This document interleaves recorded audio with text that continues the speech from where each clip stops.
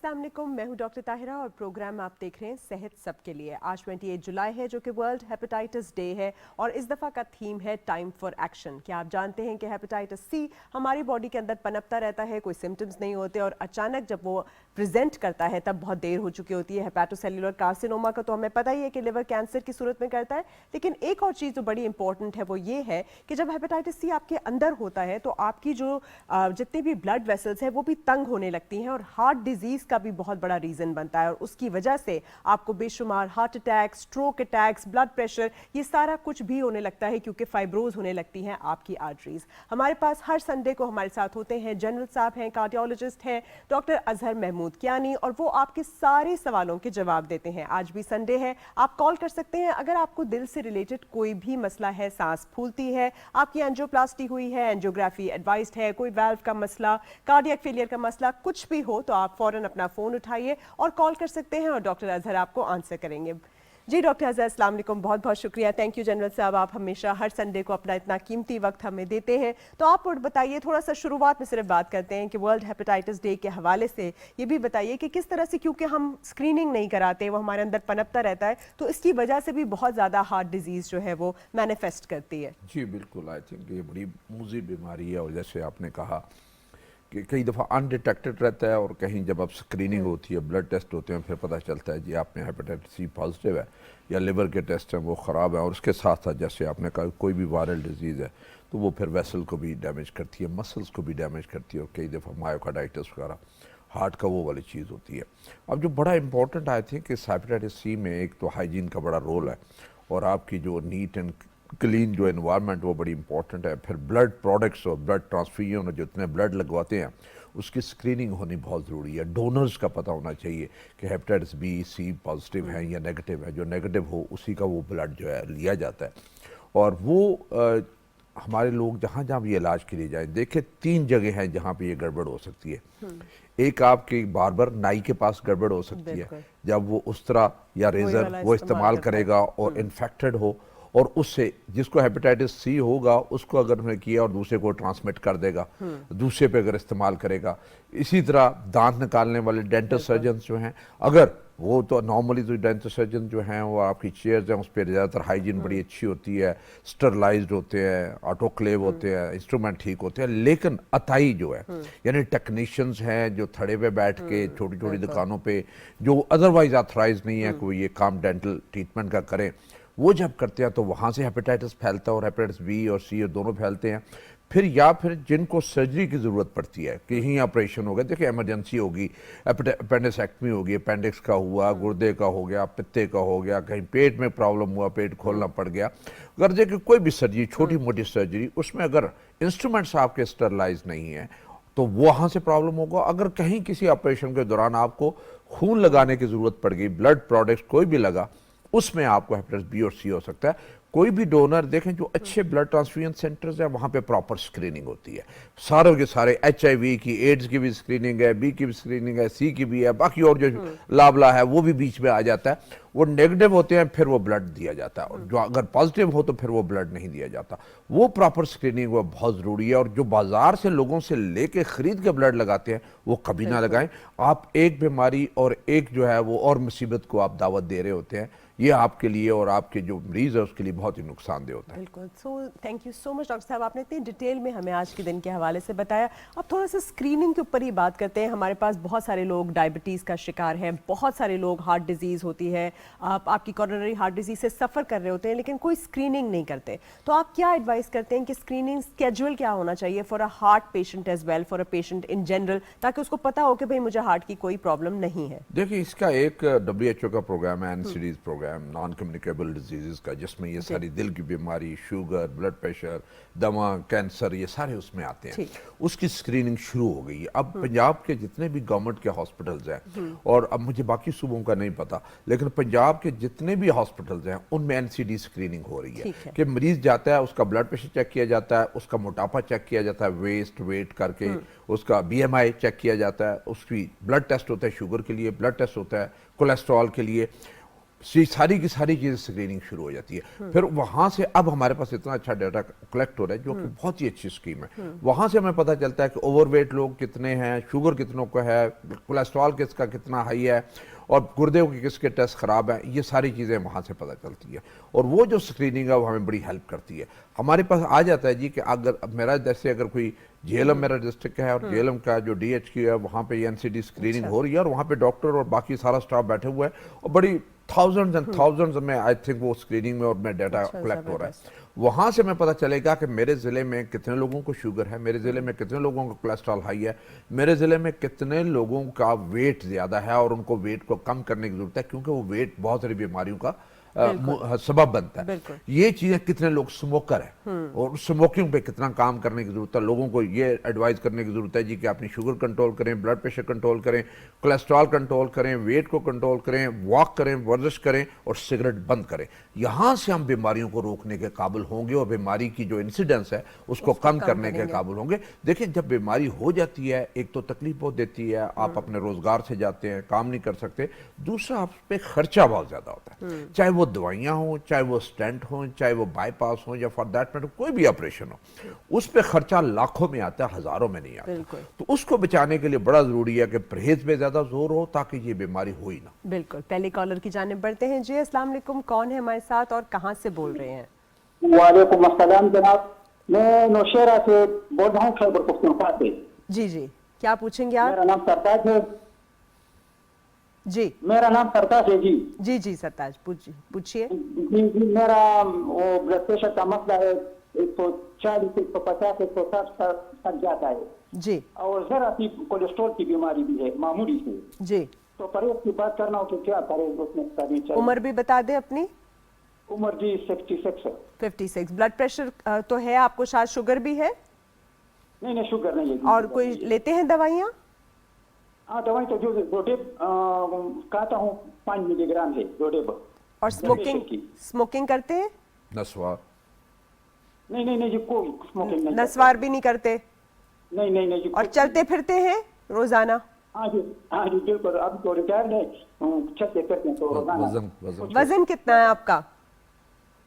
वजन तकरीबन जी 50-55। ठीक है, वजन तो आपको सही है। ठीक है, चलिए आप आंसर सुनिए। बहुत शुक्रिया, थैंक यू फॉर कॉलिंग। देखिए इनका बहुत अच्छा सवाल बहुत था कि क्या करना ये चाहिए। ब्लड प्रेशर है 150, 160, 100 के करीब रहता है और थोड़ा सा कोलेस्ट्रॉल ऊपर है, तो मुझे क्या करना चाहिए?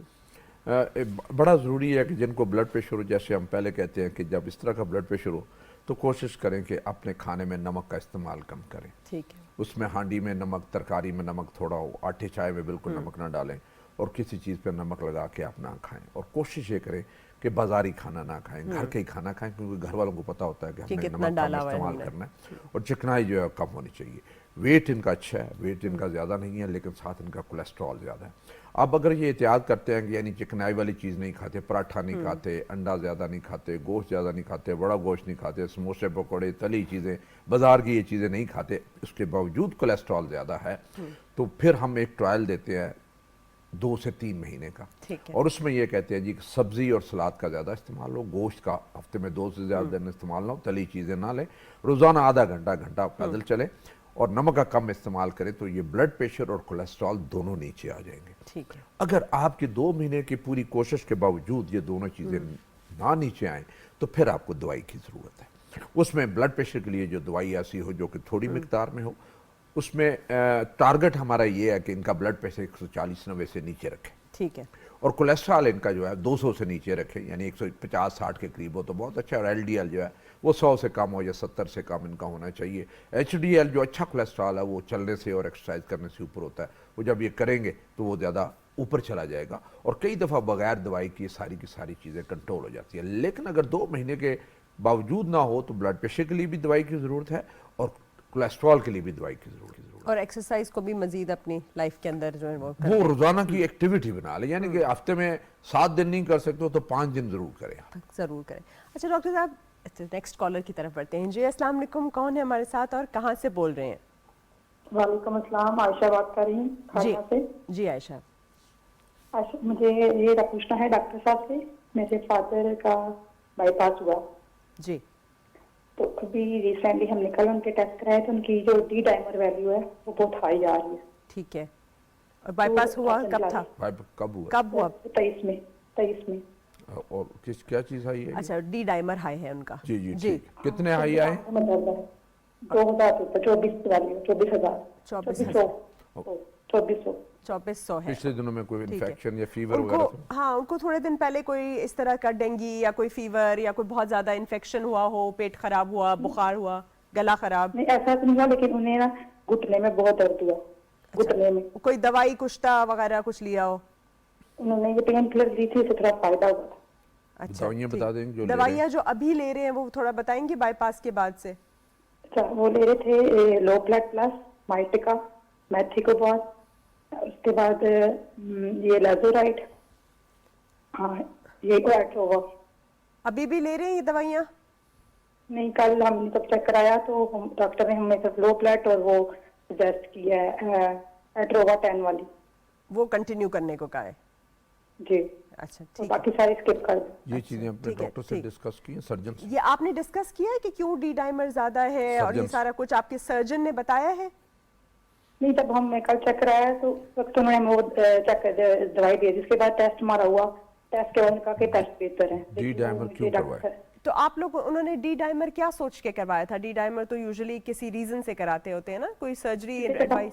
हाँ, एक्चुअली कल जब हम डॉक्टर साहब के पास गए थे तो हमने बताया कि हमें ब्लड क्लॉट किसका लग रहा है। ठीक है। उन्होंने हमें डी डाइमर चलिए, थैंक यू, बहुत शुक्रिया। एक्चुअली उनकी टांगों में दर्द था तो मेरा ख्याल है उन्होंने उसको हाँ, सस्पेक्ट घुटने किया में कि जो दर्द डीवीटी, था, most हाँ, उसको probably। सस्पेक्ट देखिए करके ये डी डाइमर। अभी ये मैं वही था कि उन्होंने डॉक्टर साहब को दिखाया, जी। जो उन्होंने सर्जरी की, अभी 2 महीने पहले ही सर्जरी हुई है, मई में सर्जरी हुई है। इसमें ज़्यादातर डी डाइमर्स हम करवाते हैं जब डीवीटी, डीप वेन बिल्कुल, थ्रोम्बोसिस deep vein हो, thrombosis और का वो स्पेशली सर्जरी वाले अगर मोबिलाइज ना हो, चल फिर ना रहे हो, तो टांगों में, पिंडलियों में या हो टांगों जाता में है, ऊपर रान जमने में, का। हाँ, वेन में क्लॉट बन जाते हैं, और उससे डी वेन थ्रोम्बोसिस का तो बड़े खतरनाक होते हैं कि अगर वो खून का Dislodge लोथड़ा हो या जाए। क्लॉट है ऊपर लंग की तरफ आएंगे तो पल्मोनरी आर्टरी को बंद करेंगे और वहाँ से आपको इमरजेंसी हार्ट अटैक और कार्डियक अरेस्ट हो सकता है, सांस आपकी रुक सकती है, और ये इमरजेंसी है। और डी डाइमर से पहला स्क्रीनिंग टेस्ट होता है कि हम उसमें देखते हैं कि डी डाइमर अगर रेज्ड है तो फिर अल्ट्रासाउंड टांगों का करवाते हैं क्लॉट देखने के लिए, जिसे डॉपलर अल्ट्रासाउंड कहते हैं। Exactly. वो होता है, और उसके साथ ही साथ अगर शक हो तो हम सीटी जो है पीए, पल्मोनरी आर्टरी का सीटी करवाते हैं कि वहाँ पे क्लॉट ये वाला ट्रेवल करके यहाँ पे तो नहीं गया। तो यस, इनका तो इशू है। अब डी डाइमर आया तो डी डाइमर के लिए इन्हें ब्लड लो ब्लड प्लस तो ये ले ही रहे हैं, लेकिन उस खून को, क्लॉट को पतला करने के लिए कोई ना कोई जो और दवाई है, रिवेक्साबेन है, एक्सेप्ट है, रिवाल्टो है, इस तरह की दवाइयाँ जो उम्मीद है कि डॉक्टर साहब ने वो शुरू की होगी, जो इसके लिए डीवीटी के शक। वैसे तो वार्फिन, हेपरिन शुरू में देते हैं, हेपरिन दे के फिर कुछ अरसा, आई थिंक 2-4 हफ्ते करके, फिर उसके बाद वार्फिन पे डाल देते हैं। वार्फिन को मॉनिटर करना पड़ता है PTINR करके, लेकिन अभी नई जो खून पतला करने वाली दवाइयाँ आई हैं उसमें मॉनिटर नहीं करना पड़ता और डेली ये गोली खानी पड़ती है, तो आपको 3 से 6 महीने वो दवाई खाते हैं और डॉक्टर कहने पे फिर बाद में बंद कर। लेकिन कोई परेशानी वाली बात है, शुरू में रेस्ट करना होता है, इलास्टिक स्टॉकिंग वगैरह वो पहननी होती हैं, और ये दवाई खून पतला करने वाली जो लो ब्लड प्लस के अलावा है वो आपने साथ देनी है। और फिर जाकर वो डॉक्टर साहब आपको, जो आपके डॉक्टर हैं, वो ज़रा सही तरीके से आपको बता सकते हैं।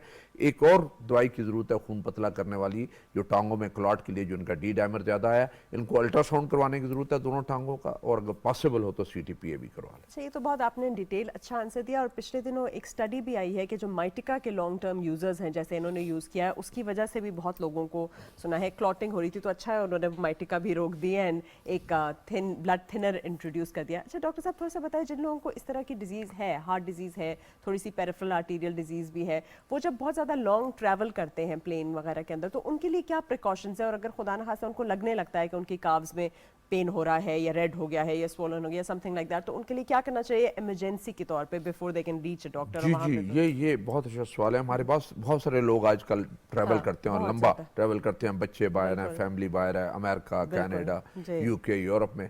तो उसमें से जो सबसे, जब आप जाते हैं जहाज में सफ़र करते हैं, ऊपर हवा में जाते हैं, एक तो ऑक्सीजन की ज़रा कमी होती है, दूसरा आपका ब्लड थिक हो जाता है, डिहाइड्रेशन होती बिल्कुल। है, और आपका खून Sluggish जमना शुरू हो जाता है। वहाँ पे जो सबसे ज़्यादा, आई थिंक ड्यूरिंग फ्लाइट जो सबसे ज़्यादा इंपॉर्टेंट चीज़ है कि आप पानी ज़्यादा पिएं, खाने का इस्तेमाल कम करें, चाय का भी इस्तेमाल कम करें, पानी ज़्यादा पिएं और बीच में से 1 घंटे के बाद वो ऑयल में जो रास्ता है सीटों walk के करें दरमियान में, उसमें। वहाँ पे आप ज़रा ये दो तीन चक्कर लगा लें, तो उसमें से वो मूवमेंट होती है और वो क्लॉट एक जगह पे जमता नहीं। या अगर आप सीट पे बैठे हुए हैं तो आपने सीट पे जो पाँव रखा हुआ है या आगे फुट रेस्ट है, तो ऐसे ये वाली मूवमेंट आपकी पाँव ऊपर नीचे, ये आपकी पिंडली की एक्सरसाइज होती है और मिल्किंग हो रही होती है, और उसमें से आपका जो क्लॉट है वो नहीं बनता पिंडली में। ये वाली एक्सरसाइज अगर जहाज के दौरान करें तो आप इससे बच सकते हैं।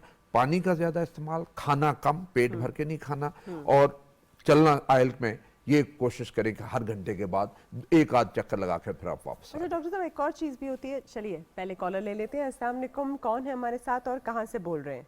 वालेकुम सलाम, काशिफ बात कर रहा हूँ मुल्तान से। पहला में मेरा ये सवाल है कि आज हेपेटाइटिस के दिन के हवाले से भी बात डॉक्टर साहब ने शुरू में बताया कि अगर फॉर एग्जांपल लीवर में हमारा जो बाइल है या बिलिरुबिन वगैरह रिमूव नहीं हो रहा और ब्लड में ही है, उसका लेवल ज्यादा है, तो इट मीन वो जो पेशेंट है उसका जो वेट भी है वो भी कम रहता है और जितना मर्जी खाना वगैरह खा ले। तो मेरा सवाल यह है कि जब वो खाना खाता है तो उसका वेट पे क्या इफेक्ट आता है? और जब ईसीजी करवाई थी हार्ट के हवाले से तो वो भी थोड़ी सी नहीं आ रही थी, रिपोर्ट जनरेट ही नहीं होती ईसीजी में। दिल या तो कमजोर था जो भी था, लेकिन मेरा सवाल यह है कि जो बाइल वगैरह है वो रिमूव क्यों नहीं होता? जो हेपेटाइटिस तो उससे नहीं है, कुछ भी नहीं है, बस इसलिए सवाल था। इनका तो कोई कंजेनिटल मसला लग रहा है। बेसिकली ये आपको बताएं कि ये तो हमारा एक हेपेटाइटिस डे था, उसके हवाले से एक जो मैसेज, जनरल मैसेज पब्लिक के लिए जा सकता था वो हमने दिया। मैं हेपेटोलॉजिस्ट नहीं हूँ, मैं गैस्ट्रोएंटरोलॉजिस्ट नहीं हूँ, मैं कार्डियोलॉजिस्ट हूँ।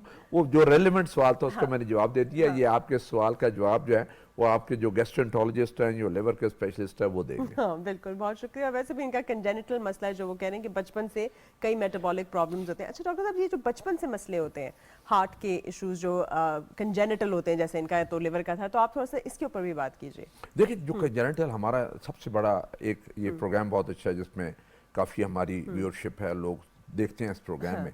तो मेरा उन सबको ये मशवरा है कि जब आपके घर में कोई भी बच्चा पैदा हो तो कोशिश ये करें, एक तो आपने उसी वक्त जब पैदा होता है तो नॉर्मली एक रूटीन है अस्पताल में कि पीडियाट्रिशियन देख लेता है कंजेनिटल एबनॉर्मलिटी के लिए, वो पूरा ऊपर से लेकर नीचे तक बच्चे को देखता है कि वो तो नहीं है। लेकिन एक जो बहुत ज़रूरी है कि जब बच्चा जो है वो थोड़ा कुछ दिनों का हो जाए तो कोशिश ये करें कि पीडियाट्रिक कार्डियोलॉजिस्ट से, बच्चों का जो स्पेशलिस्ट है हार्ट का, उससे एक एको ज़रूर करवा।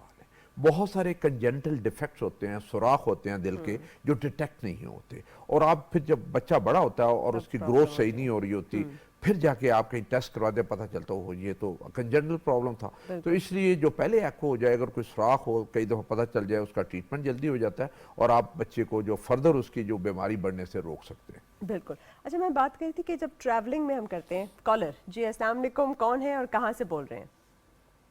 अस्सलामुअलैकुम डॉक्टर साहब, मैं अब्दुल रही बात कर रहा हूँ कराची से। जी, क्या पूछेंगे आप? मैं डॉक्टर साहब से पूछूंगा कि मेरे बच्चे को दिल में पेशाबी सुराख है। ठीक है। तो उस टाइम डॉक्टर साहब ने हमें चेक कराया था, वो ये बोल रहे थे कि अभी बच्चा छोटा है बहुत, तो 6-7 साल का हो जाए। उम्र फिर कितनी हम है बच्चे आपको की? ट्रीटमेंट बताएंगे। अभी कितनी उम्र है बच्चे की? अभी तो मिस हो गया, तकरीबन 8 साल का। 8 साल? जी जी। 8 साल का हो गया और उनको दिल में सुराख बताया नहीं, हुआ है। कुछ दिल की बीमारियां पैदाइशी तौर पे ऐसे होती है जहाँ पे वो आर्टरी का जो साइज है, पल्मोनरी आर्टरी का जो बाकी साइज, कोशिश करते हैं हम बड़ा हो जाए तो फिर उसके बाद जो हम ऑपरेशन करेंगे। तो वो बेसिकली वो जो मैं क्या करूँ के बारे में, ठीक है। मुजफ्फराबाद में तो बड़ा अस्पताल है नहीं है। ओह, अच्छा जी, नहीं, सवाल का जवाब देते हैं। ठीक है, थैंक यू, बहुत शुक्रिया। उनका इनका जो है बच्चों के जो है वो डॉक्टर वहाँ पे हैं NICVD में, national institute of cardiovascular disease Karachi में। ठीक है। वहाँ पे बच्चों के जो स्पेशलिस्ट है उन्हें दिखाएं, बच्चों के जो सर्जन है उन्हें दिखाएं। वो एक्चुअली मॉनिटर करते रहते हैं 6 महीने साल पे, और जब देखते हैं कि अब सही टाइम है सर्जरी करने का, फिर वो करते हैं। देखिए, बच्चों की सर्जरी बड़ी डेलिकेट सर्जरी होती है और सर्जन हमारे पास बड़े थोड़े हैं, पूरे मुल्क में बहुत थोड़े सर्जन हैं। कराची में शायद 1-2 हों, लाहौर में हैं काफ़ी, रावलपिंडी इस्लामाबाद में है, सेंटर्स ये हमारे पास बड़े थोड़े हैं। इसका अभी गवर्नमेंट अभी प्रोग्राम बना रही है कि ये जो हमारे पास 20-30,000 पेंडिंग सर्जरीज हैं अच्छा। बच्चों की, जो कि अभी तक हमारे पास इतने एक्सपर्ट्स नहीं है, हमारे पास सेंटर्स इतने जो ऑपरेशन ना करवा सके, तो किसी तरीके से हमारी बाहर की टीम्स आएँ और ये सर्जरीज हम करवा दें। और ताकि ये हमारी जो वेटिंग लिस्ट है ये कम हो जाए, और इसके ऊपर काम हो रहा है, लाहौर में इसमें काम हो रहा है, पंजाब गवर्नमेंट स्पेशली इस पे काम कर रही है। और मैंने ये उम्मीद है कि इन बच्चों का जब ये प्रोग्राम शुरू होगा तो ये साहब जिन्होंने हमें फ़ोन किया इनके भी इससे मुस्तफ़ीद हो सकेंगे कि बाहर भी हमारी टीमें आएंगी, सर्जन्स भी आएंगे, कार्डियोलॉजिस्ट भी आएंगे, हमारे अपने तो हैं और वो कर रहे हैं, लेकिन वर्कलोड इतना ज़्यादा है कि उस वर्कलोड को निपटा नहीं सकते, और हमारे पास ट्रेन बंदे जो है बड़े कम हैं, और इसके लिए स्पेशल नर्सेज चाहिए, स्पेशल बेड्स चाहिए, स्पेशल इक्विपमेंट चाहिए, स्पेशली हाईली ट्रेन सर्जन्स चाहिए, मोर्टेलिटी ज़्यादा होती है कंजेनिटल की, तो आप वही केस लेते हैं जिसमें आप कोई फ़ायदा मरीज़ को पहुँचा सकते हैं। वो सर्जरी जो मरीज़ को फ़ायदा ना पहुँचा सके वो फिर आप सर्जरी नहीं करते। थैंक यू सो मच जी। अगले कॉलर की तरफ बढ़ते हैं। अस्सलाम वालेकुम, कौन है हमारे साथ और कहाँ से बोल रहे हैं? जी अस्सलाम वालेकुम जी, फारूक बोल रहा हूँ लाहौर से ही। जी फारूक साहब, क्या पूछेंगे आप?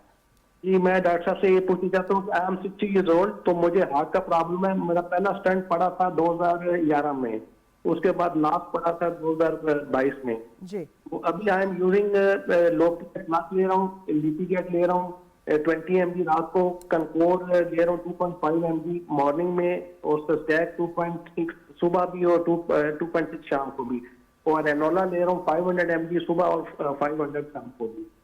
अभी इशू क्या है? पूछना क्या इशू क्या है? ये अभी मैं I just want to know कि मुझे सम टाइम अंजाना होता है, तो उसके लिए फिर वो अनस्टेबल सा हो जाता है। तो लास्ट टाइम हुआ था तो उन्होंने मुझे कोई इंजेक्शन लगाया था, तो उससे मैं बेहतर हो गया था।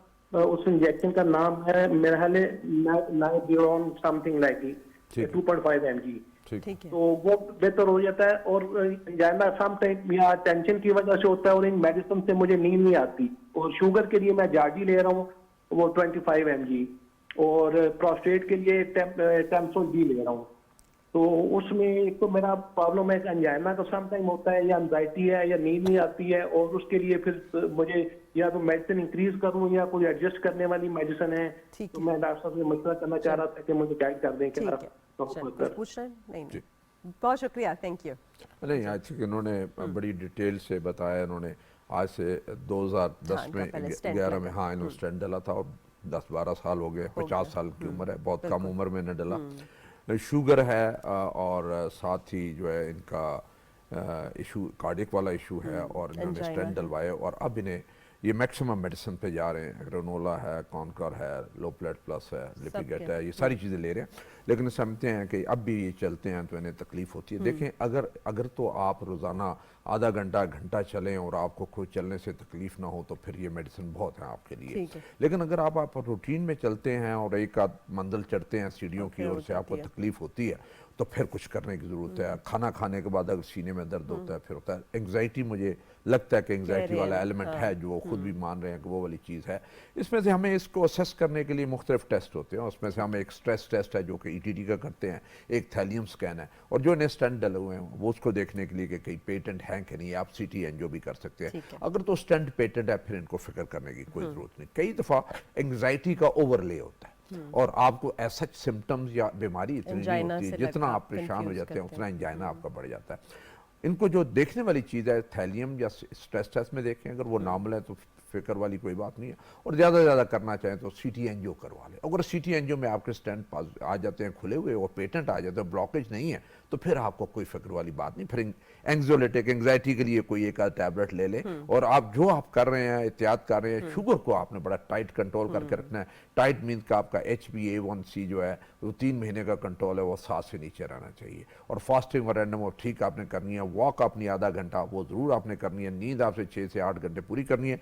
नींद के लिए गोली लेनी पड़ती है तो नींद वाली गोली ज़रूर लें, क्योंकि 6 से 8 घंटे नींद आपकी ज़रूरी है। चलें, थैंक यू सो मच जी। अगले कॉलर कौन है हमारे साथ और कहाँ से बोल रहे हैं? दुर्गाना बात कर रही हूँ जी, क्या पूछेंगे आप? मैंने डॉक्टर साहब से ये पूछना है कि मैं ना जब टेंशन लेती हूँ मेरे सर में दर्द, मेरे सीने के दरमियान में दर्द, मेरे पेट के में दर्द होती है, सीने में दर्द होती है, सीने के दरमियान में। जी, सांस भी फूलती है आपकी? नहीं, सांस नहीं फूलती। ब्लड प्रेशर का मसला है आपको? वो लो हो जाता है कभी। शुगर है? शुगर थोड़ी बहुत। नहीं, आप दवाई लेती हैं शुगर की? हाँ, वो जेंटिमैन 5500 लेती। अच्छा, शुगर है। और वजन कितना है आपका? वजन 52 है। वजन तो ठीक है। एज कितनी है? एज मेरी है 55 एज है। वॉक करती हैं आप? रोजाना एक्सरसाइज थोड़ी बहुत करती हैं? करती हूँ अपना काम करती हूँ। एक्सरसाइज के दौरान कोई प्रॉब्लम तो नहीं? अच्छा, जब आप एक्सरसाइज कर रही होती हैं या इस तरह का कोई काम कर रही होती हैं तब तो नहीं होता सीने में जकड़न या तकलीफ या सांस फूलना, ऐसा कुछ होता है? नहीं, ऐसा कुछ नहीं होता। Family history. हम सब खुशी होती। अच्छा, कोई फैमिली में है, फैमिली में किसी को है आपको हार्ट का प्रॉब्लम? नहीं, किसी को भी नहीं। चलिए ठीक। ठीक है, आप आंसर सुनिए। बहुत शुक्रिया। 55 इयर्स की है, उन्होंने कहा कि एंजाइटी रिलेटेड चेस्ट पेन है इनको जब भी ये स्ट्रेस लेते टेंशन हैं। भी उसमें उसमें से आई थिंक हो सकता है कि नहीं कोई ऐसा इशू हो जो कि डायबिटिक भी है ना, तो डायबिटिक हाँ। भी है और सेंटर सीनियर के सेंटर में इन्हें दर्द होता है। डायबिटिक जो होते हैं उनकी ज़्यादातर होते हैं एथेरोस्क्लेरोसिस, उनकी ऑटिज्म डिजीज़ आनी शुरू हो जाती है और वो जो इनका सिम्टम हो सकता है एक ही सिम्टम हो, तो इन्हें चाहिए कि अपने टेस्ट सारे करवाएं जिसमें लिपिड प्रोफाइल है, यूरिया इलेक्ट्रोलाइट, किडनी के टेस्ट हैं, यूरिक एसिड वगैरह है, अब शुगर और HbA1c ये अपनी ज़रूर करवाएं, एको करवाएं, एक स्ट्रेस टेस्ट जरूर करवाएं ETT का। और अगर ETT के दौरान चलते हुए इनकी ECG खराब होती है या फिर इन्हें चलते हुए यही जलन होती है जो कि सीने में अब होती है ETT के दौरान, तो इसका मतलब है कि प्रॉब्लम है और नालियों में कोई ब्लॉकेज या फिर CT एंजियो या फिर एंजियो उसके बाद करवाएं। चलिए, एक थरो एनालिसिस आपको सख्त जरूरत है। जी अस्सलाम वालेकुम, कौन बोल रहे हैं और कहाँ से? हाँ जी, वालेकुम सलाम। मैं बरकत तारिक कोयटा से बात कर रही हूँ। जी, क्या पूछेंगे आप?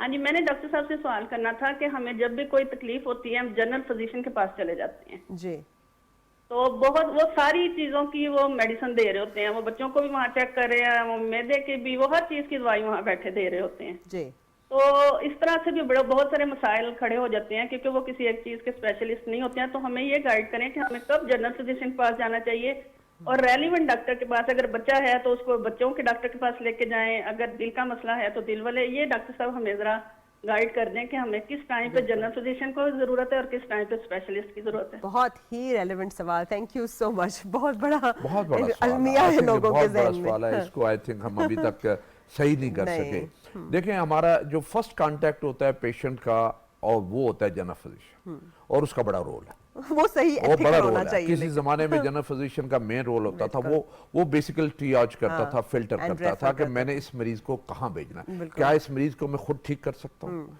और अगर मैं ठीक कर सकता हूँ तो ठीक है, अगर मुझसे ठीक नहीं होता तो इस स्पेशलिटी का कौन सा डॉक्टर है कि जिसके पास मैंने भेजना है। वो फिर अगर किसी को मैदे का लंबा मसला है तो वहां पे भेज दे, हार्ट का अगर है जो तो गैस्ट्रोएंटरोलॉजिस्ट के पास भेज दे, किसी को छाती का मसला है, लंग्स का मसला है, पल्मोनोलॉजिस्ट के पास दे, और किसी को अगर शक पड़ता है हार्ट का है और अगर उसकी फैमिली, उसमें सारे रिस्क फैक्टर्स हैं, यानी कि उसकी फैमिली में भी डिजीज है मरीज की, वो स्मोकर भी है, वेट भी ज्यादा है, शुगर भी है, इस तरह की चीजें, और वॉक भी नहीं करता, उसको हार्ट प्रॉब्लम हो सकता है, तो फिर खुद ट्रीट करने की बजाय इनिशियल ट्रीटमेंट इमरजेंसी दे दे, फिर कार्डियोलॉजिस्ट के पास एवेल्युएशन के लिए भेज दे। इसी तरह न्यूरो का पेशेंट है तो न्यूरो के पास, सर्जरी का पेशेंट है सर्जन के पास दे।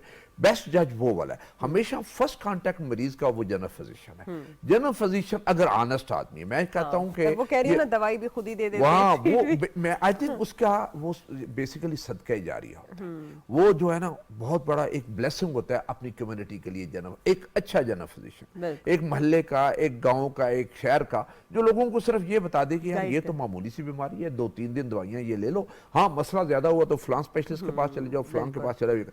ये बात इनकी ठीक है। आपने जाना जनरल फिजिशियन के पास है, जनरल फिजिशियन की जो दवाइयां उसे कहे जी डॉक्टर साहब मुझे 2-3 दवाइयां बस लिख दे जो मैं ठीक हो जाऊं, अगर नहीं ठीक होता जो कंसर्न स्पेशलिस्ट उसके पास मुझे भेज। लेकिन डॉक्टर साहब ये क्या सही रही है, बहुत सारे जनरल फिजिशियंस देखें हाइपरटेंशन को, हार्ट डिजीज को भी मेडिसिन खुद लिख रहे होते हैं। वो एक्चुअली साइकी होती है, कोई मरीज लूज नहीं करना कि चाहिए। अगर ये मरीज चला गया स्पेशलिस्ट के पास, दोबारा मेरे पास नहीं आएगा, तो फिर उधर ही चला जाएगा, तो वो हमेशा उसको रिटेन करता है। लेकिन स्पेशलिस्ट की भी ये जिम्मेदारी होती है कि जब जनरल फिजिशियन ने मुझे मरीज भेजा है तो मैं कहूँगा मैंने आपको देख लिया, ये चेक कर लिया, आपको दवाइयां लिख दी हैं, अब आप वापस जीपी के पास जाएं, अगर वो समझेगा दोबारा मेरे पास भेजने के फिर मेरे पास आ जाए, तो ऐसे हालात जो हैं वो फिर बेहतर हो जाएंगे। चलिए जी, अस्सलाम वालेकुम, कौन बोल रहे हैं और कहाँ से? कॉलर के साथ हैं हम। सलाम जी, वालेकुम अस्सलाम, मदीहा बात कर रही हूँ लाहौर से। जी मदिया, क्या पूछेंगे? जी, मेरी वालदा हैं, उनको हार्ट का इशू था, चेक करवाया कुछ अर्सा पहले, कोई 1 साल पहले। जी, तो मॉडरेट वाल्व लीकेज है, माइट्रल वाल्व, ठीक है जी, ठीक है, लेकिन वो किसी भी किस्म की ब्लड थिनर पे नहीं है। जी, और अब उनका उम्रे का कोई प्लान हो रहा है अभी चंद दिनों में। ठीक है। तो मुझे पूछना ये है कि वो उम्रे पे जा सकती हैं, आप कुछ उस हवाले से कुछ पूछना चाहें, उनकी मजीद डिटेल तो मैं बता दूं। ठीक है, एज कितनी है उनकी? एज उनकी 70 है, 71। अच्छा, और अभी दवाइयाँ ले रही हैं कोई? जी कौन ले रही हैं सिर्फ। और अच्छा, और कुछ भी नहीं ले रही?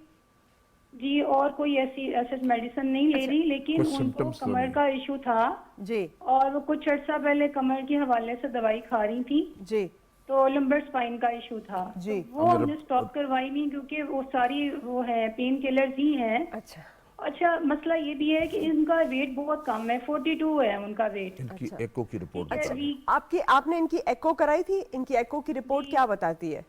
एको की रिपोर्ट में तो सारे वेल्व जो है वो ठीक है, ठीक है, उनका साइज कोई बढ़ा हुआ नहीं है किसी भी वेल्व का, लेकिन valve- लिखा हुआ है valve कितना मॉडरेट लीकर? माइट्रल लीकेज लिखा हुआ है, माइट्रल लीकेज लिखा हुआ है सिर्फ। ठीक है। अच्छा, और कोई उनका EF60 है। EF60 कोई सिम्टम आता है वैसे चलती और फिरती उन्हें- सांस? अभी मैंने उनसे पूछा है कि कोई सिम्टम आ रहा है, कोई मसला है, उन्होंने कहा नहीं मैं ठीक हूँ, सांस भी ठीक है मैं। और वो तो active है उम्र पे जाना माशाल्लाह। चाहती है इसलिए ठीक है जी। कुछ और पूछे और कि कब डायग्नोज हुआ? कब डायग्नोज हुआ था इनका ये माइट्रल लीक जो है? तकरीबन 1.5 साल पहले। 1.5 साल तो पहले। डॉक्टर को दिखा रहे हैं आप रेगुलर? अभी रेगुलरली किसी कार्डियोलॉजिस्ट के साथ हैं इनकी? आप दिखाते हैं? ठीक। तकरीबन 6 माह पहले उनका दोबारा करवाया था, तो EF60 ही थी, 6 माह पहले ही करवाया दोबारा। ठीक है, ठीक। चलिए आप आंसर और सुनिए। सर मुझे एक बात पूछनी है कि वो दवाइयाँ जो ले रही थी लंबर स्पाइन के हवाले से, मैं आपको बता दूं, क्या वो उम्र के दौरान ले सकती हैं अगर उनको कोई इशू आ जाए? जी ठीक है जी, आप आंसर सुनिए। बहुत शुक्रिया, थैंक यू। आर्कोक्स ले रही हैं वो, और प्रेगी ले रही हैं, और डेल्टा डेल्टा गोफिल कॉटल है, नहीं होंगे। जी ठीक है, चलिए तो ये 3 स्टेरॉइड्स दवाइयाँ जो हैं वो ले सकती हैं वो। ठीक है। डेल्टा कार्डिल है, ये स्टीरॉइड है, स्टीरॉइड स्टीरॉइड ना लें, ले बाकी लें। सारी ले लें। बाकी डेल्टा कोट्रिल है, हाँ कोट्रिल हाँ स्टेरॉइड नहीं, ले ये रही हैं। स्टीरॉइड है, ये स्टेरॉइड। स्टीरॉइड ना ले, ये स्टीरॉइड ना स्टीरॉइड ले। है ये। जी हाँ, बहुत ये स्टीरॉइड पोटेंट है। स्टीरॉइड है, थोड़ी बहुत ही। जी ठीक है सर, एक और बात है कि मैं भी हार्ट पेशेंट हूँ, मेरा वेल्व रिप्लेस हुआ हुआ है, माइट्रल वेल्व, तो क्या बॉडी पर जब ब्रूजिंग आती है तो उसका क्या मतलब है? आप वारफिन ले रही हैं? जी वार्फरिन में ले रही हूँ। हाँ, उससे ब्रूजिंग होती है। और INR आपका कितना रहता है? लास्ट टाइम जब मैंने करवाया तकरीबन 10 दिन पहले मेरा कम था, 1.6 था। हाँ नहीं, मुझे उसको सिम्टम सच नहीं आ रहा था, लेकिन नहीं, सिम्टम की नहीं ज़रूरत। देखें, ये अचानक इमरजेंसी होगी। आपका जो INR है 2.5 से लेके 3.5 तक रहना चाहिए, और आप वारफिन की डोज आपने खुद उसी हिसाब से एडजस्ट करनी है। वारफिन आप आधी गोली बढ़ा दें ताकि आपका 2.5 से ज़्यादा हो। ठीक है सर, मुझे ये पूछना है कि जैसे रमज़ान में मैंने पूरे माशाल्लाह रोज़े रखे, तो डॉक्टर साहब ने मुझे ये कहा हुआ था कि आपने जब रोज़ा खोलना है तो थोड़ी सी चीज़ से रोज़ा खोलना है, 1 घंटे के बाद वाफरिन खानी है और फिर उसके 1 घंटे के बाद खाना खाना है। मेरे तो रमज़ान में इस तरह बहुत टफ टाइम हो गया था। नहीं, आप बेशक आप जिस वक्त मर्जिया खा लें। आप आती कि वारफिन जो है बेशक खाने के बाद आप ले लें, नो इशू, कोई ऐसी बात नहीं है।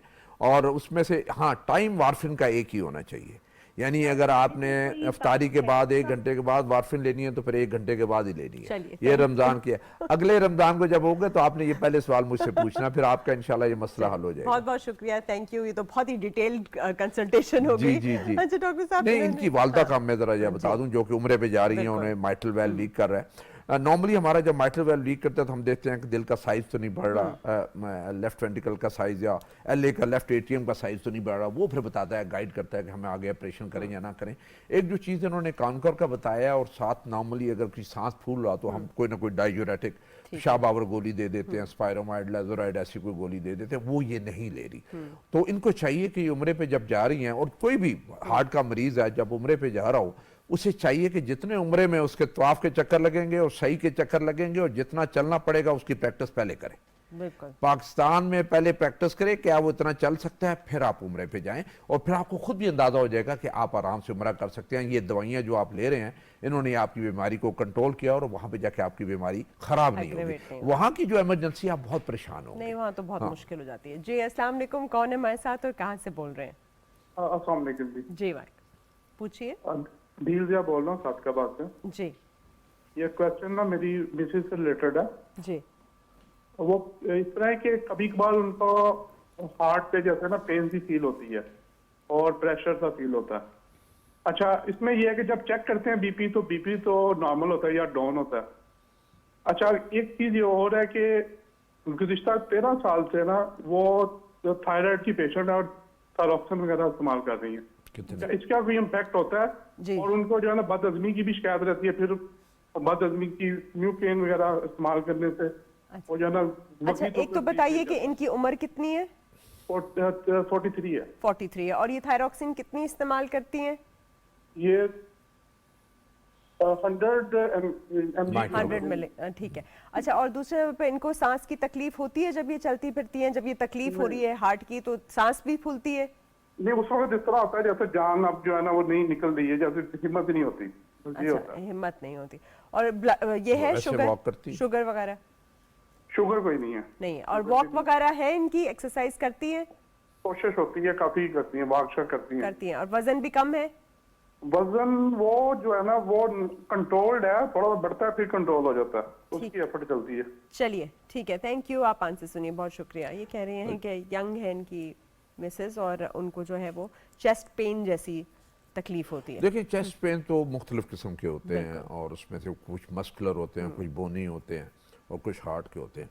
जो थायराइड के मरीज हैं, चाहे वो हाइपर एक्टिव हो या हाइपो एक्टिव हो, हाइपोथायराइडिज्म जो इनका था जिसके ये थायरैक्सिन ले रही हैं और 100 माइक्रोग्राम ले रही हैं, काफ़ी डोज है, उनको भी हार्ट के मसले होते हैं। हाँ, उनकी palpitations एथेरोस्क्लेरोसिस वगैरह। होता है, उनके हाइपरटेंशन, वेट गेन होता है, फिर उसके साथ साथ हार्ट की जो है नालियां भी बंद हो सकती हैं, हार्ट अटैक भी हो सकता है अगर कंट्रोल ना हो, यानी TSH इनका ज़्यादा होता है, फिर प्रॉब्लम हो तो उसको कंट्रोल करके 5 से नीचे रखना पड़ता है। ठीक है। ये चीज़ें बड़ी इंपॉर्टेंट है। इनको चाहिए कि 6 महीने के बाद, साल के बाद उनके कार्डियक टेस्ट, हार्ट के टेस्ट ज़रूर करवा लिया करें। हो सकता है कि वो सिम्टम वो नहीं सही बता सके, हमें नहीं पता चलता, यानी एको हो जाए, ETT हो जाए, लिपिड प्रोफाइल हो जाए, यूरिया क्रेटिनिन, शुगर, ये सारी चीज़ें उनकी करवा लिया करें। अगर वो नॉर्मल है फिर फिक्र करने वाली कोई बात नहीं। जो उनकी बातों से मुझे लग रहा है कि शायद ये मस्कुलर पेन है, ये हार्ट वाला इशू नहीं है, लेकिन ये रूटीन में जो टेस्ट है इन्हें ज़रूर करवा लेना बेसिकली आप थायराइड पेशेंट भी हैं तो आपने हार्ट की इन्वेस्टिगेशन जरूर करानी है। जी, अगले कॉलर की तरफ बढ़ते हैं। कौन है हमारे साथ और कहाँ से बोल रहे हैं? कैसे बात कर रहा हूँ, कसूर से। जी, कैसे साहब? तो डॉक्टर साहब, मेरा एक मामला है कि मैंने अभी हाल में तकरीबन 3 माह हो गए हैं, मैंने वो स्टेंट डलवाया है जी। तो इसके लिए अभी जो मेरे साथ है वो जैसे सांस रुकता है, कभी कभी ऐसे हो जाता है कि जैसे सांस बंद होने लगा। ठीक है। क्योंकि मैं थायराइड का भी मरीज हूँ, ठीक तो है। वो उसके लिए मैं वो ले रहा हूँ, एक गोली है जो वो थायरॉक्सिन। ठीक है। अभी आप और दवाइयाँ कौन सी ले रहे हैं जो दिल से रिलेटेड है? एस्कॉर्ड है, एन प्लग है, तो इसके साथ कुछ 2 और हैं, वो सॉरी मुझे अभी नाम नहीं आ रहा ना उनका। सांस रुकता है चलने पे? अच्छा, आप जब सांस जो रुकता कह रहे हैं वो एक्सरसाइज पे रुकता है या चलने पे या सीढ़ियों पे या वैसे ही लेटे लेटे भी रुक जाता है? जी वैसे ही। अच्छा, वैसे भी रुक Walk जाता कितनी है। करते और वॉक कितनी करते हैं आप? वॉक अभी तो बिल्कुल कम है जी, बिल्कुल। और वजन कितना है आपका? तकरीबन 82 है जी। और स्मोकर है? जी। स्मोकर भी है। और शुगर भी है? नहीं, शुगर नहीं है जी। चलिए जी, बहुत शुक्रिया, थैंक यू। आप आंसर सुने। आप स्मोकिंग के साथ साथ तो स्टैंड डलाएं या जो मर्जी डलाएं। हाँ, उसके बाद देखें ना, अभी स्मोकिंग तो आपको उसी दिन रोक देनी चाहिए थी जब आपको पता चला था कि दिल की बीमारी है और स्टेंट डालने हैं, क्योंकि जो स्मोकिंग है वो स्टेंटों को बंद कर देती है और आपका हार्ट अटैक हो सकता है, उसके ऊपर क्लॉट और खून जमना शुरू हो जाता है और बीमारी आ जाती है दोबारा। 3 से 6 महीने में बीमारी आ जाती है। तो इसमें इन्हें सिगरेट सबसे पहले बंद करें, फिर ये वॉक बिल्कुल नहीं करें। इन्हें वॉक करनी चाहिए। इन्हें महीने के बाद जब आप स्टंट डलवा लेते हैं तो 4 हफ्ते के बाद आप इस काबिल होते हैं कि अपनी वॉक जो आहिस्ता से वो शुरू कर दें। आधे घंटे से 1 घंटा वॉक आपकी डेली होनी चाहिए। तो इनका जो सांस रुकता है ना चलने की वजह से रुकता है और सिगरेट पीने की वजह से रुकता है। ये दोनों चीज़ें करें, सिगरेट बंद करें और वॉक करना शुरू करें तो इंशाल्लाह ये ठीक हो जाएगा। अगर चलने पे इनकी तकलीफ हो और चलने पे इनके सीने में सांस रुके या प्रेशर वगैरह आए, फिर अपने डॉक्टर से रुजू करने की ज़रूरत है जिसने स्टेंट डाला था। लेकिन आज पहला काम ये करें कि सिगरेट पीना बंद कर दें और कोशिश करें आज ही से वॉक शुरू कर दें। बिल्कुल। अच्छा डॉक्टर साहब, नेक्स्ट कॉलर की तरफ बढ़ते हैं। जी, अस्सलाम वालेकुम। कौन है हमारे साथ और कहाँ से बोल रहे हैं? अच्छा, कॉल हमारी शायद ड्रॉप हो गई, आज बारिश हो रही है। तो बहुत सारे लोग जैसे ट्रैवल करते हैं तो उम्रे पे जा रही है, जैसे हम पहले बात कर रहे थे कि US वगैरह जा रहे होते हैं तो बहुत लॉन्ग ट्रैवल है, तो वो अपनी दवाइयाँ वगैरह भी भूल जाते हैं, नहीं चढ़ते। तो थोड़ा सा आप गाइड करेंगे जितने भी पेरेंट्स को लोग भेज रहे होते हैं कि एक तो अपनी दवाइयाँ साथ लेकर जाएँ, जितने भी अरसे के लिए थोड़ी एक्स्ट्रा भी ले जाएँ, उनको बिल्कुल भी ना छोड़ें। एंड वाइल ट्रैवलिंग अगर खुदा न खास्ता उन्हें चेस्ट पेन हो जाती है, अचानक उन्हें चेस्ट टाइटनेस है, ठंडे पसीने आ रहे हैं, सांस नहीं आ रही, उनको लग रहा है कि उन्होंने रहा है, तो फिर वो क्या करें? देखें, अगर तो आपको इस तरह के सिम्टम्स हैं पहले ट्रैवल करने से पहले, तो आप ट्रैवल ही ना करें। हाँ, जब तक कि आपकी तबीयत, क्योंकि फिर हार्ट के जो आप जाते हैं एयरपोर्ट पे जाते हैं, लाउंज में बैठे होते हैं तो आपको हार्ट अटैक हो जाता है। आप जहाज में चढ़ने लगते हैं, सीढ़ियाँ चढ़ रहे होते हैं, आपको हार्ट अटैक हो जाता है। आप जहाज में बैठते हैं, ड्यूरिंग फ्लाइट आप जा रहे हैं जहाँ जहाज लैंड नहीं हो सकता, आपको हार्ट अटैक हो जाता है, कार्डियक अरेस्ट हो जाता है। तो आप अपनी एहतियात खुद करें। एक तो आपने जैसे कहा कि अपनी दवाइयाँ जितने अरसे के लिए जा रहे हैं उससे फालतू दवाइयाँ लेके जाएं, कोई पता नहीं होता कहीं फ्लाइट कैंसिल हो गई, आप लेट हो गए, बाद में लेट आना है, तो दवाइयाँ आपके पास पूरी होनी चाहिए। और दवाइयों का नुस्खा आपके साथ जरूर होना चाहिए कि कहीं नॉर्मली एयरपोर्ट पे कहीं चेक किसी ने कर लिया तो आप नुस्खा दिखा सकें कि ये मैं मेडिसिन है जो मैं लेके जा रहा हूँ। दूसरा जो है वो आप, मैंने जैसे पहले कहा कि बड़ा ज़रूरी है कि जब आप अपने टाइम पे दवाई लें। देखिए हमारी फ़्लाइट्स जब जाते हैं तो कई दफ़ा 24 घंटे लग जाते हैं, कई दफ़ा 18 घंटे लगते हैं, कई दफ़ा 12 घंटे लगते हैं, 7-8 घंटे लगते हैं। जो आपका टाइम है दवाई लेने का, वो जहाज़ के अंदर भी आपने उसी टाइम पे दवाई लेनी है, ये बड़ी इंपॉर्टेंट है। और जो एमरजेंसी वाली दवाई है जैसे एंजासिड है या स्प्रे है, वो आपके पास हर वक्त मौजूद हो। कहीं सीने में डिस्कम्फर्ट वगैरह हो तो आप जुबान के नीचे रख सकते हैं। और आपने जहाज़ के अंदर जब बैठना है तो पेट भर के खाना नहीं खाना, हमेशा अपने पेट को हल्का रखना है और पानी ज़्यादा पीना है। इससे आपकी तबीयत काफ़ी बेहतर रहेगी और आपका जो खून है वो पतला रहता है, वो गाढ़ा नहीं होता। क्योंकि जब आप हवा में जाते हैं खून गाढ़ा होता है और ऑक्सीजन की कमी होती है, वहाँ पे प्रॉब्लम होने शुरू होते हैं। तो अगर आप दवाइयाँ आप साथ लेके जाएँ, टाइम पे लेंगे तो इंशाल्लाह आपको मसला नहीं होगा। कोशिश ये करें कि लाइट ट्रैवल करें। जब आप जहाज पे जाएं तो आपका हैंड ट्रॉली भी है, तो इतना नहीं, हमारे तो होता है ना कि सामान को तुन के लेके जाते हैं और वो 20-30 kg का जो है वो हैंड ट्रॉली होती है। तो वो वाली जो वो नहीं होनी चाहिए, वो इतनी लाइट होनी चाहिए कि आपको जोर ना लगाना पड़े। या फिर अगर आपके साथ कोई और जा रहा है, ट्रैवल कर रहा है, तो वो आपका सामान उठा ले, आप सामान ना उठाए।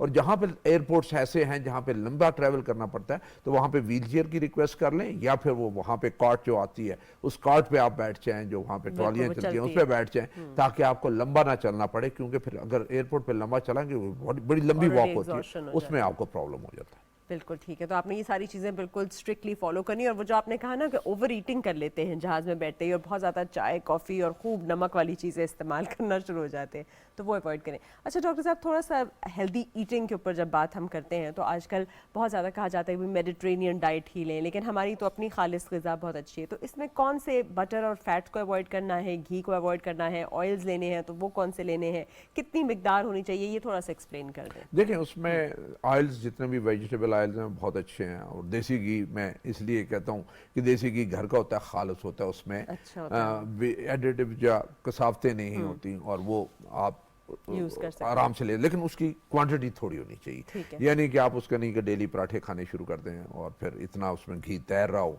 वो जो तरी नज़र आती है उसको अवॉइड करें। इतना थोड़ा आप घर का घी इस्तेमाल कर सकते हैं, सरसों का तेल इस्तेमाल कर सकते हैं, वेजिटेबल ऑयल जिसमें सरसों का तेल है, कनोला का है, सूरजमुखी का है, मकई का है, जैतून का, ये सारे तेल इस्तेमाल कर सकते हैं, लेकिन उनकी मिकदार थोड़ी होनी चाहिए।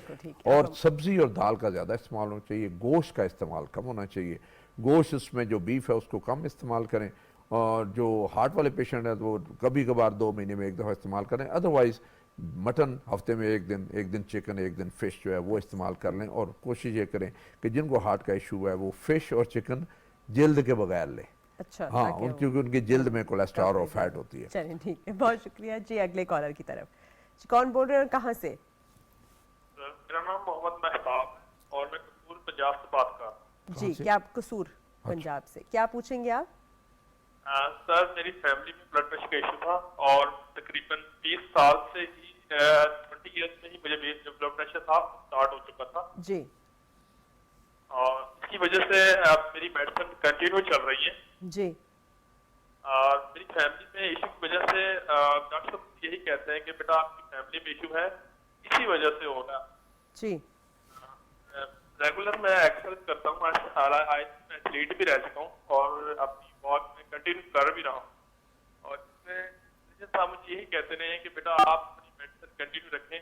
तो मुझे अब ऐसा लगता है कि मेरी अब शादी हो चुकी है तकरीबन और ये 30 ईयर्स मेरी एज हो चुकी है। ठीक है। और मुझे ऐसा लगता है कि अब मैंने अपनी सीमेंट टेस्ट एनालिसिस करवाया था, जिसकी वजह से मेरे जो स्पॉन्स हैं वो भी ठीक आए। क्या मेडिसिन की वजह से ये इशू हो सकता है? ठीक है, आप आंसर सुनिए। बड़ा आज का रेलेवेंट सवाल है। वो कहते हैं उनके फैमिली के अंदर ब्लड प्रेशर का मसला है और 30 साल की उम्र से ही पहले से ही इनको भी डायग्नोज हो गया और ये कंटिन्यूसली जो है ये ब्लड प्रेशर की मेडिकेशन भी ले रहे हैं। आप 36 ईयर्स के हो गए हैं और अब इनकी शादी का टाइम भी आ गया है, लेकिन उन्होंने पहले ही टेस्ट कराया तो इनका स्पर्म काउंट काफ़ी लो आया है। तो ये कह रहे हैं क्या ये वजूहात हो सकती हैं कि मेरी ये जो हार्ट डिजीज़ रही है और मेरा ब्लड प्रेशर और उसकी मेडिकेशन इसका रीज़न है, और अगर है तो फिर मैं क्या करूँ?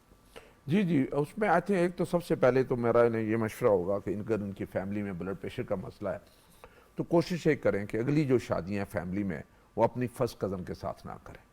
अपनी शादियां अपने रिश्तेदारों में करें, लेकिन दूर के जो रिश्तेदार हैं उनमें करें, ताकि ये बीमारी एक जगह फिर इकट्ठी होनी शुरू हो जाती है। जो आप कजन्स में शादियां करते हैं तो हर बच्चे को ब्लड प्रेशर, हर बच्चे को हार्ट का मसला होना शुरू हो जाता है, और जब आप दूसरी फैमिली में जाके करते हैं तो फिर ये बीमारियां डाइल्यूट होनी शुरू हो जाती हैं और फिर आगे जाके बीमारियां नहीं हो, आपके बच्चे बच जाते हैं। पहला काम तो ये करें कि जिन जिन लोगों की फैमिली में फर्स्ट कजन में दिल की बीमारी, शुगर बीमारी, ब्लड प्रेशर की बीमारी है, वो कोशिश ये करें कि अपनी फैमिली में शादी ना करें, वो दूसरे डिस्टेंट जो कजन हैं उनके साथ, अब जिनकी बीमारी नहीं है उनके साथ करें। ठीक है।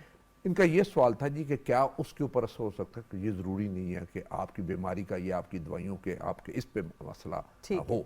आप अपने किसी ना किसी जो इसके एक्सपर्ट हैं, स्पेशलिस्ट है, यूरोलॉजिस्ट, उन्हें चेक करें कि देखें जी आपके इश्यूज और इन्वेस्टिगेट कर लें, एवेल्युएट कर लें कि आपका क्या इशू है, उसके साथ कोई मसला नहीं है। और अगर ऐसा मसला होता तो आपकी फैमिली में सब में ये मसला होता, तो इसलिए ये बहुत सारी दवाइयाँ, हाँ कुछ दवाइयों का असर होता है किसी और चीज़ पे, लेकिन मैं आई थिंक अपने जो स्पेशलिस्ट है और अपने जो यूरोलॉजिस्ट है उससे आप ज़रा चेक करें। अच्छा डॉक्टर साहब, हमारे पास इतने सारे लोगों को सर्कुलेशन के प्रॉब्लम्स होते हैं हार्ट से रिलेटेड, लेकिन वो इधर उधर ख़राब हो रहे होते हैं, तो थोड़ा सा उनके ऊपर भी थोड़ी सी जल्दी से रोशनी डाल दें कि वो कौन कौन से इश्यूज हो सकते हैं रिगार्डिंग सर्कुलेशन। देखिए उसमें से मसला तो जब आपको शुगर हो, ब्लड प्रेशर हो या दिल की बीमारी हो, तो आपका हर आर्गन ही उस पर असरअंदाज होता है, बीमारी उस पर असरअंदाज होती है, कमी होती है। तो कई दफ़ा होता है उस बीमारी का असर होता है, वो चल रही होती है जो एक्सीडेंट कर रही होती है, और कई दफ़ा जब उसकी ट्रीटमेंट होती है तो होती है। तो जब आपको इस तरह का मसला हो तो आपके जो डॉक्टर साहब जो आपको ट्रीट कर रहे हैं खुल के उनसे अपना मसला बयान करें, और कोशिश ये करें, जहाँ पे नॉर्मली होता ही है कि डॉक्टर के पास मरीज़ को प्राइवेसी चाहिए होती है। मरीज़ जो है जब हो तो कोई उसका अटेंडेंट भी ना पास बैठा हो, ताकि ताकि वो खुल के डॉक्टर से बात कर सके और अपनी जो चीज़ है वो बयान कर सके, और डॉक्टर पूरी तरह सुन के फिर उसी हिसाब से तशखीस करके अपनी दवाई जो है वो लिख सके। ये चीज़ें बड़ी इंपॉर्टेंट है, प्राइवेसी। भाई जो डॉक्टर्स 5-5 मरीज बिठा के बात करते हैं ना, वो बड़ी गलत चीज़ है। किसी मरीज की प्राइवेसी नहीं रहती। कोई मरीज आपसे शेयर करता है, बेचारा शेयर ही नहीं करता, जब देखता है 5 बंदे और बैठे, मैं क्या शेयर करूँ और क्या चीज़ बताऊँ, अपने आप को एक्सपोज करने वाली बात है। तो इसलिए वो मेरा अपने डॉक्टर साहबान से भी ये मशवरा है कि हमेशा एक एक मरीज को बुलाएं, और अगर वो उसे प्राइवेसी चाहिए तो उसकी फैमिली भी है तो फैमिली को भी बेशक बाहर निकाल दें, उसकी अकेले की बात सुने। बिल्कुल, बहुत बहुत शुक्रिया, thank you so much doctor साहब। हमारे साथ थे जनरल साहब डॉक्टर अजहर कियानी, उन्होंने आपके सारे क्वेश्चंस के आंसर्स किए। आपने सुन लिया कि भाई अपनी जितनी भी बीमारी है उसको खुल के जाके अपने डॉक्टर्स के साथ डिस्कस कीजिए, उसमें कोई शर्म पर्दा नहीं है। और खुदा न खास्ता अगर आपको हार्ट से रिलेटेड कोई भी मसला है तो आप हमें संडे को कॉल भी कर सकते हैं, जाइए अपने मॉलेज को दिखाइए और पूरा इलाज आज ही कराइए। देखने का बहुत बहुत शुक्रिया, इंशाल्लाह फिर मुलाकात होगी। अल्लाह हाफिज़।